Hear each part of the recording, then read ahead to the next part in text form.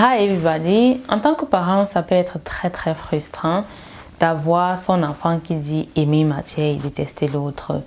Et parfois on peut se demander mais pourquoi? Et on a donc cette tendance à remarquer que ce que l'enfant dit aimer, il aura donc la volonté de faire cette matière, il va toujours graviter vers cette matière lorsque tu vas te demander d'aller apprendre. C'est un peu comme un enfant va te dire il déteste les mathématiques.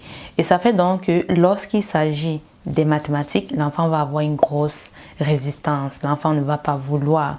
Et parfois, les parents donc partent dans soit la polarité de dire « Ah, c'est même vrai, moi aussi, j'aime pas les maths. Mon enfant est comme moi, j'aime pas les maths, je connais pas les maths et donc comme il n'aime pas les maths, il comprend pas les maths, c'est pareil pour moi. » Et savoir la conséquence que ça pose, on va malgré tout laisser ce côté parce que le parent ne sait même pas les maths et donc le parent ne sait même pas par où commencer à épauler son enfant à comprendre les maths. Et soit on a donc le côté qui va utiliser la force, c'est-à-dire le fouet, la punition, toutes ces choses qui vont donc soit abuser psychologiquement ou physiquement ou mentalement de l'enfant. Et ce qui est bizarre, c'est que quand on le fait, la question est-ce que quand, par exemple, tu demandes à l'enfant 5 fois 5 égale à quoi et qu'il dit et que tu frappes sur lui, est-ce que ça fait en sorte qu'il sait c'est quoi 5 plus 5 ou 5 fois 5, c'est plus ce que j'ai dit tout à l'heure, mais bref, vous comprenez ce que je veux dire, c'est que il y a ces deux polarités et l'autre est en train d'encourager cette inhabilité à faire quelque chose parce que ne pas comprendre les mathématiques, c'est tout simplement l'inhabilité à comprendre ces choses. Mais comme il y a déjà cette inhabilité, cette incapacité chez le parent transmet ça à l'enfant. Et en même temps, il y a une autre école qui se dit intrinsèquement, on est né avec ci ou ça. Et déjà, on commencer à impulser l'enfant avec oui, tu sais, ça c'est ton truc, ça c'est pas ton truc. Et c'est comme ça qu'on encourage inconsciemment l'enfant dans la médiocrité à lui dire ok, tu sais quoi, oui, tu es né, tu aimes les mathématiques et tu détestes le français, ou bien tu es né, tu aimes le français et tu détestes les mathématiques, alors que ça n'a rien à voir. Et pour ça, je vais vous lire une partie du livre Changer de vie, changer de paradigme de Bob Proctor. Il dit, la confiance en soi vient de la connaissance. Quand les gens disent qu'ils n'ont aucune confiance en eux, cela n'est pas complètement vrai. Ils ont probablement confiance en leur capacité à s'habiller, lasser leurs chaussures et conduire une voiture. Ils sont certains de pouvoir faire toutes sortes de choses, mais ils n'ont pas la confiance nécessaire pour faire quelque chose qu'ils aimeraient vraiment faire parce qu'ils ne savent pas comment faire. Et donc en réalité, lorsqu'on n'a pas confiance en soi de faire quelque chose, c'est pas parce que soit tu es né avec ou tu n'es pas né avec. Ça vient tout simplement du fait que tu ne sais pas comment on fait. Donc quand un enfant ne comprend pas, ou encore, je vais rectifier, quand un enfant dit « j'aime pas les mathématiques », c'est tout simplement parce qu'il ne sait pas faire les mathématiques. Ce n'est pas que il est né, c'est comme ça, et c'est tout simplement sa destinée, sa fatalité, je sais pas quoi. Et maintenant, vous devinez déjà ce qu'il faut faire pour pallier à ce problème. Plus vous apprenez comment faire, plus vous aurez la confiance en vous pour le faire. Donc, comme je disais tout à l'heure, pour le parent qui déjà ne sait pas faire les mathématiques, il y a des problèmes avec les mathématiques. Déjà, dès que tu vas parler aux gens des fractions, tu vas dire « Oh, les maths, c'est pas pour moi. » En réalité, ce n'est pas ça. C'est juste que tu ne sais pas.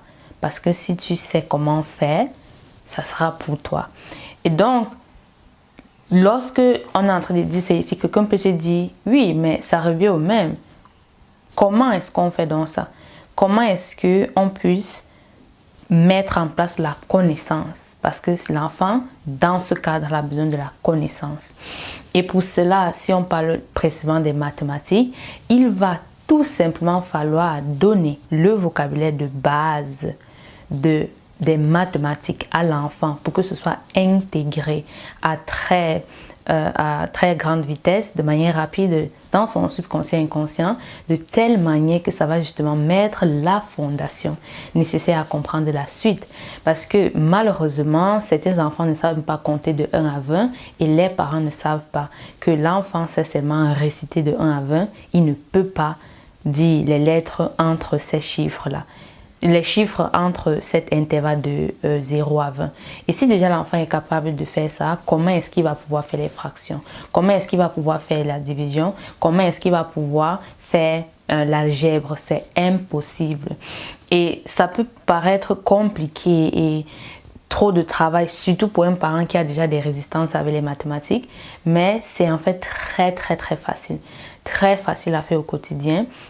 Et si vous voulez savoir comment, n'hésitez pas à m'envoyer un message à da4sandy@gmail.com et vous verrez à quel point c'est très facile de pouvoir mettre la base de tout vocabulaire, quelle que soit la matière. Là, j'ai pris l'exemple des mathématiques, mais quelle que soit la matière où votre enfant a des difficultés, il s'agit tout simplement de lui donner la connaissance.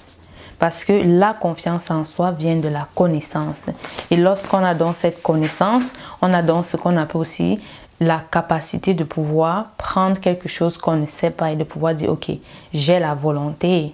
Et parce que je sais que j'ai pu apprendre ici, je vais donc continuer à le faire. Et c'est très important de savoir que si déjà votre enfant est au niveau où il faut déjà lui lire l'énoncé, ça veut dire qu'il s'est perdu. C'est-à-dire, si vous devez lire l'énoncé, imaginez un problème mathématique. Si c'est à vous de lire l'énoncé du problème mathématique à votre enfant, déjà il ne comprend rien. Parce que lorsqu'on est déjà à ce niveau, vous lisez la première ligne et votre enfant est déjà perdu, vous allez passer votre temps à réciter encore et encore les phrases et vous allez dire, j'ai dit que on donne 5 mangues à Emma. Et après, Emma donne 2 mangues à Vanita. Ça fait combien? Déjà, quand tu dis on donne, l'enfant ne comprend même pas ce que ça veut dire on donne. Là, il est déjà perdu. Vous allez crier, vous allez frapper, vous allez être frustré, vous allez pleurer. Ça ne va pas changer le fait que l'enfant ne sait pas ce que ça veut dire, ce que vous êtes en train de raconter.